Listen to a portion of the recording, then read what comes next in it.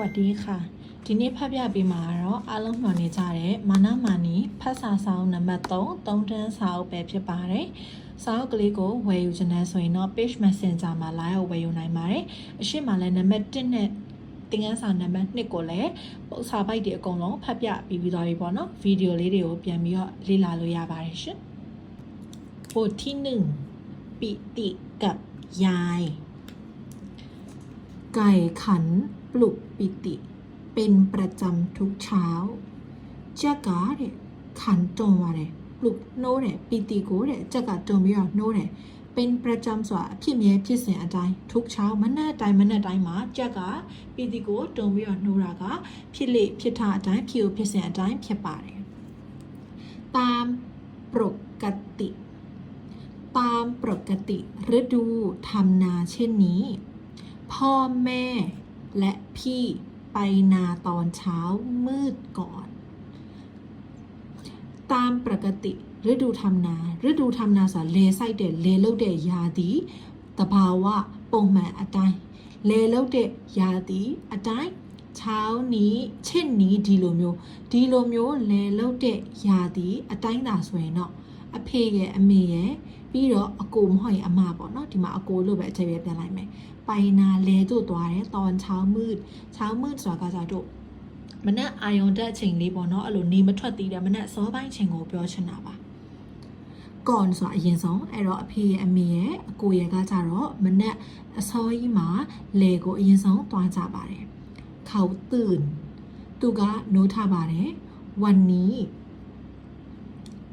ก่อนเขาตื่นตูมโนเข็มเนาะขอโทษค่ะก่อนเขาตื่นตูมโนเข็มมาตีอภิเมโกริยาจารเลโกเย็นสองตัวจ้าบาเลยวันนี้แม่มัวหาผ้าคลุมหน้ากันแดดทีนี้มาอเมกะมัวหาแต่ไอ้เฮาไปใส่เมียวชาเนี่ยผ้าคลุมหน้าเมียนาโกเอาเดอวบโลอวแล้วสำหรับกันแดดนิยามกาโบอัดด้วยเมียนาโกชงเยอะเอาเดอวก็อเมกะไอ้เราชาเนี่ยมันเนี่ยมาจึงทำให้ไปช้ากว่าทุกวันถ้าจะมาโลทำให้พิเศษเลยไปช้าสว่าตัวหลังนี่ตัวแหละกว่าทุกวันนี่ได้เถอะပုံမှန်ထက်ရှင်เนาะဒီနေ့ကသွားတာပို့ပြီးတော့မှနှီးတာကိုဖြစ်စေပါတယ်တဲ့ปิติจึงตื่นขึ้นมาทันဒါကြောင့်မို့လို့ปิติကตื่นขึ้นมาทันဆိုทันဆိုတာမိတယ်နိုးလာတာမိသွားပါတယ်ဒါကြောင့်မို့လို့ปิติကနိုးတာမိသွားပါတယ်พ่อเตรียมเครื่องมือทำนารออยู่ข้างล่างอเพกะเตรียมเปลี่ยนเสียงท่าเลยเครื่องมือสวากะจะเราต้องยาแม่พิซิกริยาเลยบ่เนาะอะไรเด็กก็เปลี่ยนเสียงท่าเลยทำนาเลแล้วว่าแม่ต้องยาแม่พิซิกริยาเราเปลี่ยนเสียงท่าเลยรออยู่ข้างล่างเอามาเปลี่ยนไม่ได้มาพี่อาเศร้าไม่ไปพี่เตรียมข้าวปลาอาหารอากงหอยอามาการะเตรียมเปลี่ยนสถานข้าวปลาอาหารสอดข้าวทำเมปลาสองงาทำเมหนังงาเราโหเนาะซาเซียรีเนาะดีซาเซียรีทำเมนี่ก็เปลี่ยนเส้นทางไปเลยและปีดอกกรอกน้ำใส่กระติกเยกูสิบยอมาเททาได้ดีเยกระติกก็แล้วแบบเปลี่ยนเส้นทางไปเลยเด็กเสร็จแล้วก็ปีตัวปีสวยแล้วแบบพากันลงไปนั่งคอยอยู่ที่แคร่พี่ดออติติกะพากันลงไปสอติติเสียงตัวจับไปนั่งคอยอยู่สอตัวถ่ายมีตัวเศร้านี่เลยอยู่ที่แคร่สอกุบยมาเซมบิดอมาตัวเศร้านี่ไปใต้ต้นมะปรางกุบยกะเป็นน้ำมาชีแล้วสอมาแย้มเป็นเอามาชีเดียวกุบยมาตัวถ่ายเศร้านี่ไปปิติโผล่หน้าต่างเห็นพ่อกำลังเอาคราดกระแทกกับพื้นดินแรงๆปิติกาเนี่ยโผล่หน้าสามเนี่ยหนาวดิเลยเนาะทั่วไหลดาวเนาะหน้าต่างสกัดเรียกว่ากันเนี่ยหนาวทั่วไหลเด็กค่ะมาเห็นเมียมาเลยเพกาเนี่ยกำลังเอาทนจิโกคราดกาจะแล้วทนจิโกอยู่ประมาณกระแทกสกัดดูดิเลยเนาะโทเนี่ยเนาะอารมณ์อยู่บนอารมณ์ใส่โทเนี่ยเนาะก็กระแทกดูตรงนี้กับพื้นดินแรงๆสามยีจีเนี่ยพื้นดินสามยีจีเนี่ยแรงๆสอดแจ้งยีอเพกาไอ้ทนจิจิโอดิเลยว่าโทแทนเนี่ยบ้าเลยสอดดีทนจิกางยีอะดีเช้าเนี่ยเวียนว่างเลยเนาะทุ่มยามาเลยลงลีลงท่าชีตาบ่ทุ่มยามาเพราะบ่าลูดีลงลีลงท่าชีตาเอาเปล่าบ่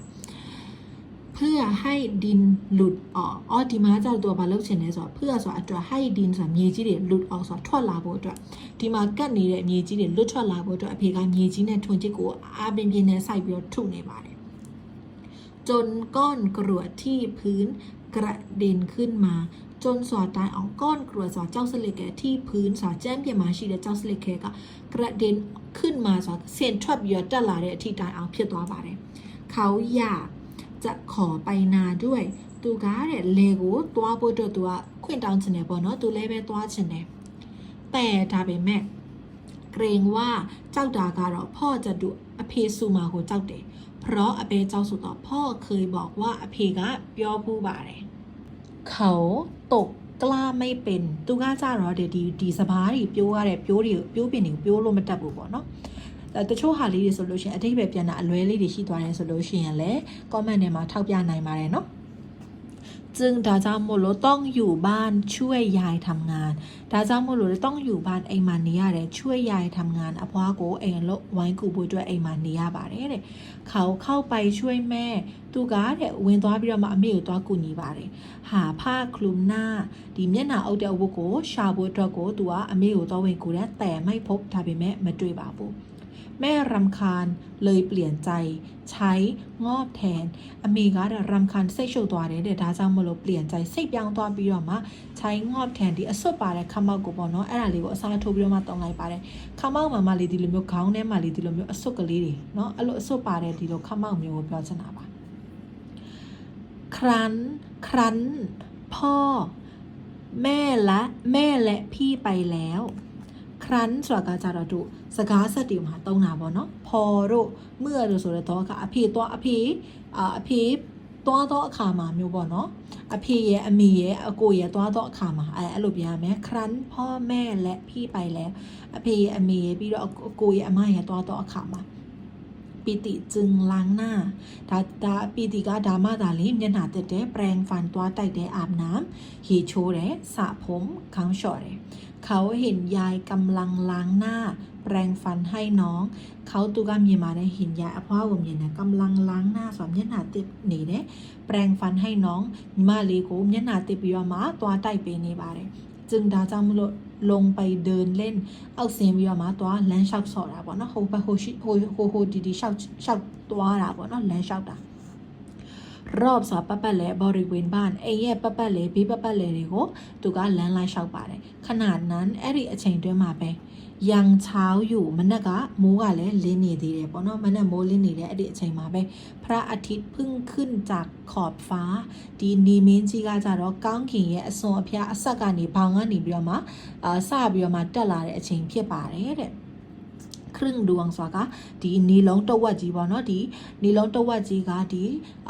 ဗာလဲကောင်းကင်ရဲ့ဘောင်ကနေပြီးတော့မှစပြီးတော့မှတက်လာတဲ့အချိန်ဖြစ်ပါတယ်တဲ့ท่อแสงสีทองออกมาเรื่องนะคะท่อแสงสีဆိုတာကสีทองဆိုတာရွှေရောင်အယောင်လေးတွေကိုတဲ့အယောင်ထွက်လာပါစေတဲ့ออกมาဖြာထွက်လာပါစေတဲ့เรื่องဆိုတာကတောက်ပဆိုတာနဲ့ထွက်လာစေပါတယ်တဲ့ฝูงนกငှက်ရဲ့အုပ်စုလိုက်အဖွဲ့တွေကငှက်အဖွဲ့တွေကလည်းပဲพากันบินออกหากินအတီးတီးခေါ်လာကြပြီးတော့မှဘင်ပြန်တန်းလာကြပြီးတော့မှออกหากินအစာ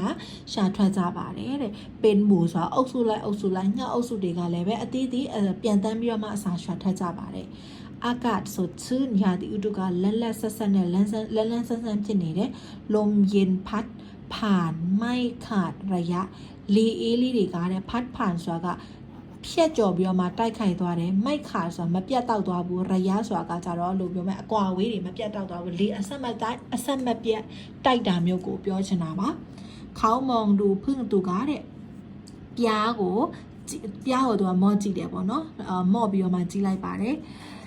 เกลือกกลัวเกสรดอกบัวในสระข้างบ้านเกลือกลัวဆိုတာကကြဝင်ရောက်ပြီးတော့မှလုံးထွေးနေရမျိုးပြောတာเกสรดอกบัวဆိုတာจ่าပန်းရဲ့ဝတ်ဆံကိုဝင်ရောက်ပြီးတော့မှလုံးထွေးနေတယ်နိုင်စ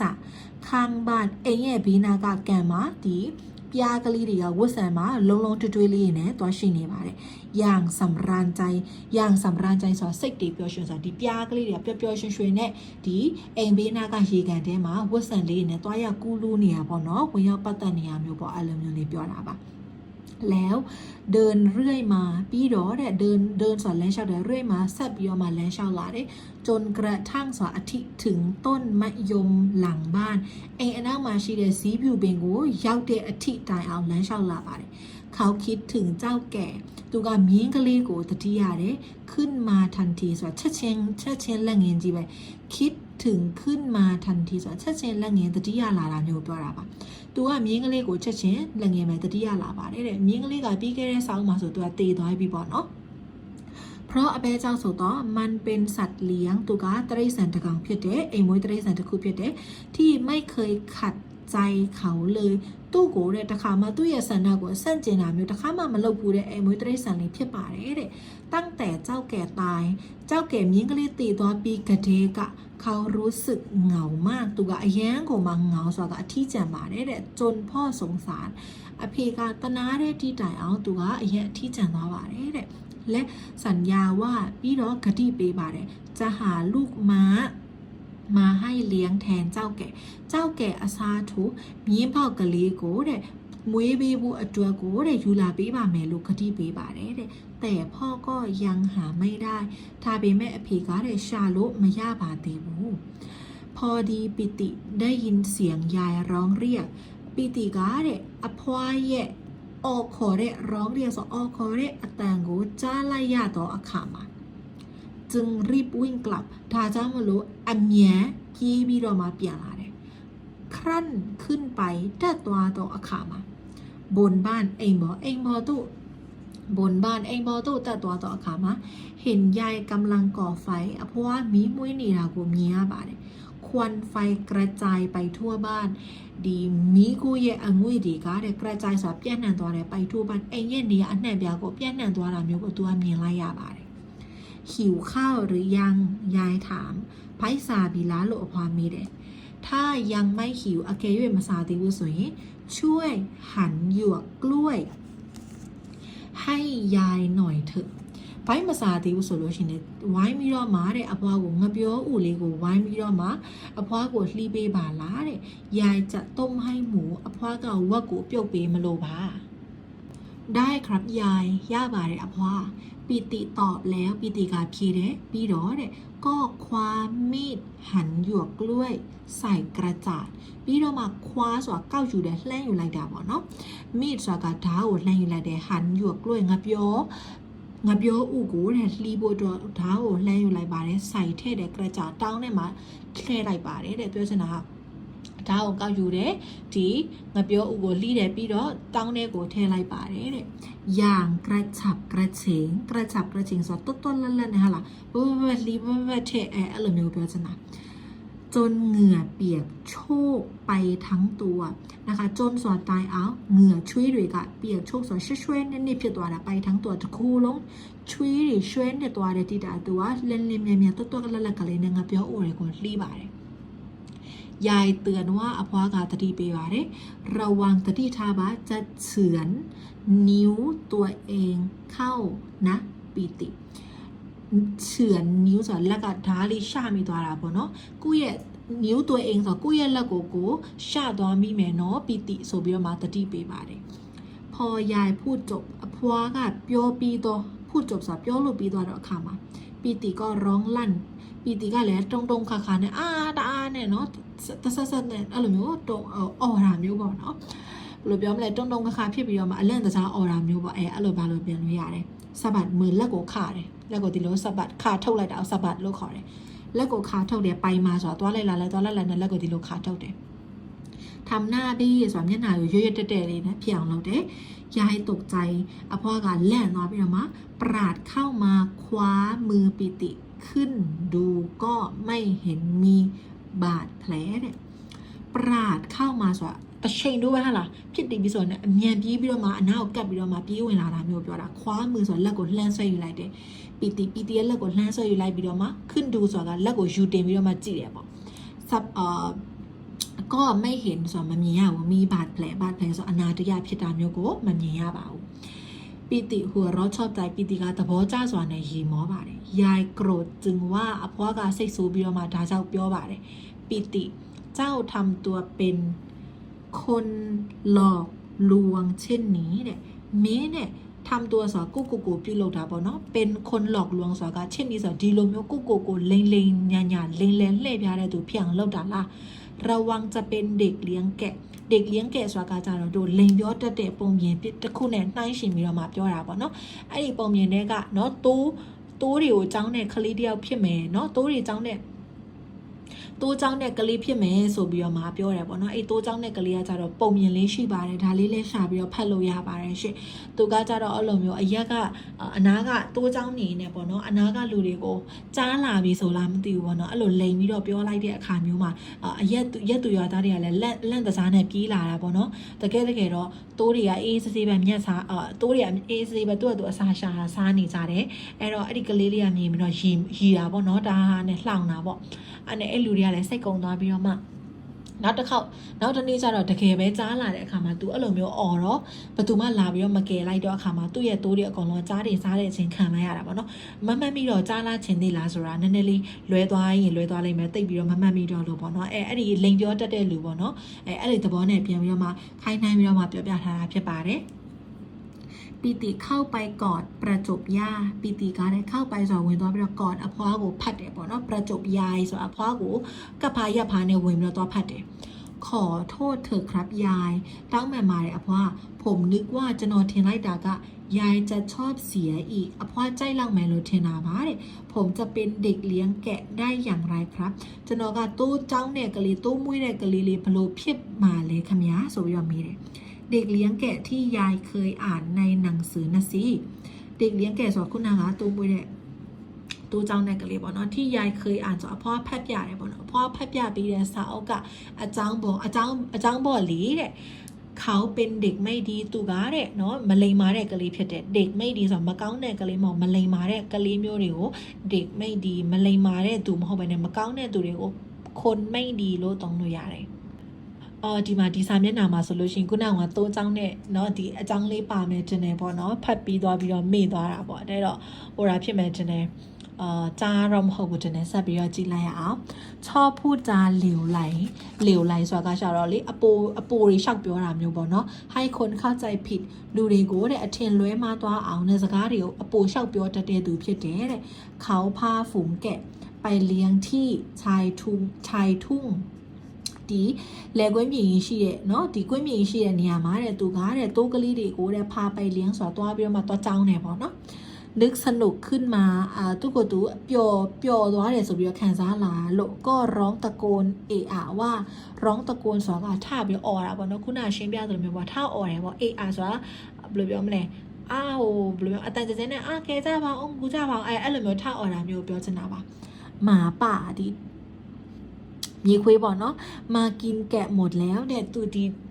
ဘာလဲหมาป่าဆိုတာကတော့ဝန်းပလွေလို့ပြောရမှာလား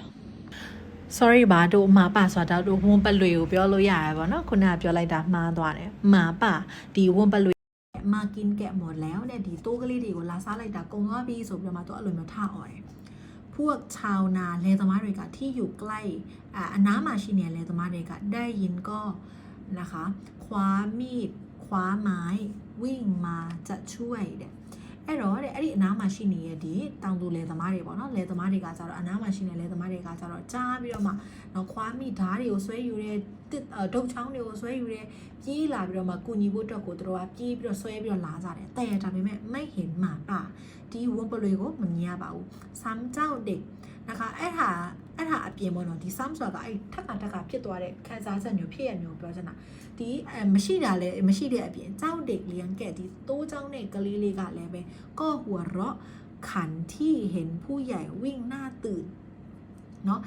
ผู้ใหญ่လူကြီးတွေကวิ่งมาဆိုတာပြေးလာတယ်หน้าตื่นဆိုတာမျက်နှာအလန့်တစားနဲ့ပြေးလာတာပေါ့နော်အဲ့တော့လူကြီးတွေအလန့်တစားနဲ့ပြေးလာတာကိုလည်းပြေးလာတာကိုမြင်တဲ့အခါမှာဒီကလေးလေးကလည်းအရီလေးရီသေးတယ်နော်အဲ့တော့ကြုံရတဲ့သူတွေကကြတော့ကြုံရတဲ့သူတွေခံစားချက်ကိုဒီမှာ sum လို့ပြန်ပြီးတော့သတ်မှတ်ထားတာမွန်ပလီကိုလည်းမမြင်ရတဲ့အပြင်ကလေးလေးရဲ့လူကြီးတွေကိုအလက်တစားပြေးလာတဲ့မျက်နှာကိုကြည့်ပြီးတော့ရီတာကိုလည်းခံလာရတာပေါ့အဲ့ဒီအခြေအနေမျိုးကိုပြောချင်တာคิดว่าထင်ပါတယ်หมาป่ามา ဝင်းပလွေလာတယ်လို့ထင်သွားတာမျိုးပေါ့နော်ဝင်းပလွေလာလည်းထင်ပြီးတော့မှလူကြီးတွေကမျက်နှာအကြောက်လန့်တစားနဲ့ပေါ့နော်အထိတ်တလန့်နဲ့ပြေးလာကြတာပေါ့နော်အိတ်ခန်းစားချက်မျိုးပြောတာပါခရန့်ဝန်หลังနောက်တစ်နေ့ရောက်တော့အခါမှာหมาป่ามาจริงဝင်းပလွေကတကယ်လာတယ်ร้องตะโกนอย่างไรบลูပဲอย่างไรဆိုဘလူပဲအော်ပြီးတော့ခေါ်ก็ไม่มีใครมาช่วยบดูมาลาပြီးတော့มาเคได้ดูမရှိပါဘူးเพราะเบเจ้าဆိုတော့เขาคิดว่าသူတို့တွေထင်လိုက်ကြပါတယ်คงจะถูกหลอกเหมือนคราวก่อนဆိုအရင်တစ်ခေါက်တော့ငါလိုမျိုးပဲတူပဲถูกหลอกဆိုတာကကြတော့လိန်ခံလောက်ရပြီဆိုပြီးတော့မှထင်တဲ့အတွက်ကြောင့်မလို့ဘသူမှမလာကြပါဘူးนี่แหละဒါကပဲเจ้าอย่าหัดเป็นคนพูดบทเจ้าဆိုမင်းကပေါ့နော်ခုနအဖွားကနေပြီးတော့မှပီတီကိုပြန်ပြောတယ်မင်းကဒီလိုမျိုးนะคะพูดบทဆိုလိန်လေပြောတဲ့သူဖြစ်အောင်နဲ့ဟာဆိုတာမလေးချင်းနဲ့တဲ့နော်မလေးချင်းပါနဲ့ဆိုပြီးတော့မှပြောပါတယ်จะไม่มีใครเชื่อถือเหมือนเด็กเลี้ยงแกะจำไว้นะปิติจะไม่มีใครประตูก็มาเชื่อถือဆိုယုံကြည်ကြတယ်เหมือนเด็กเลี้ยงแกะဆိုတာကကြတော့ဒီတိုးเจ้าနဲ့ကောင်လေးလိုမျိုးပေါ့နော်ဘယ်သူမှအယုံကြည်မရှိတဲ့သူမျိုးဖြစ်သွားမယ်နော်တဲ့จำไว้นะတတိထားပါနော်ပီတီဆိုပြီးတော့မှsorry မှတ်ထားပါနော်ပီတီဆိုပြီးတော့မှပြောပါတယ်ပီတီกราบขอโทษยายပီတီကနော်လက်အကြည့်ပြီးတော့မှကတော့ပြီးတော့မှတောင်းပန်ရတာပေါ့နော်အဖွားကိုတောင်းပန်ပါတယ်แล้วပြီးတဲ့ခါမှာว่าครับยายပြီးတော့เนาะครับยายဟုတ်ကဲ့ပါအဖွားဆိုပြီးပြောပါတယ်ผมจะจำไว้ကျွန်တော်မှတ်ထားပါမယ်จะไม่พูดจาเหลวไหลหลอกใครอีกต่อไปจะไม่พูดจาဆိုတာစကားမပြောဆိုတော့ပါဘူးเหลวไหลဆိုတာအပိုတွေရှောက်ပြောတာမျိုးတွေကမလုပ်တော့ပါဘူးนะคะခိုင်းออกเหลวไหลဆိုတာကเหลวไหลဆိုတာဘယ်လိုပြောမလဲအပိုပြောတာပေါ့နော် long ဆိုတာကတော့လိမ့်လဲတာใครอีกต่อไปဘသူကိုမှဆက်ပြီးတော့မှစကားတွေကိုလိမ့်ပြီးတော့ရောနော်ညာပြီးတော့ရောအပိုတွေရောမပြောတော့ပါဘူးခင်ဗျာတဲ့ดีแล้วยายพูดအဖွားပြောတဲ့ကောင်းပါပြီไปกินข้าวกันเถอะทำเมนตัวซาใจအောင်จะได้รีบทำงานအလုပ်မြန်လုပ်ရအောင်နောက်ထပ်ဗီဒီယိုလေးတွေကိုဆက်ပြီးတော့တင်စေချင်တယ်ဆိုလို့ရှိရင်တော့အခု page လေးကို follow တွေ subscribe တွေမလုပ်ရသေးဘူးဆိုလို့ရှိရင်တော့ follow subscribe လေးတွေနဲ့အားပေးသွားပါအောင်เนาะနောက်ဗီဒီယိုမှာနံပါတ်2အပုံမှာပြန်ဆောင်ပါမယ်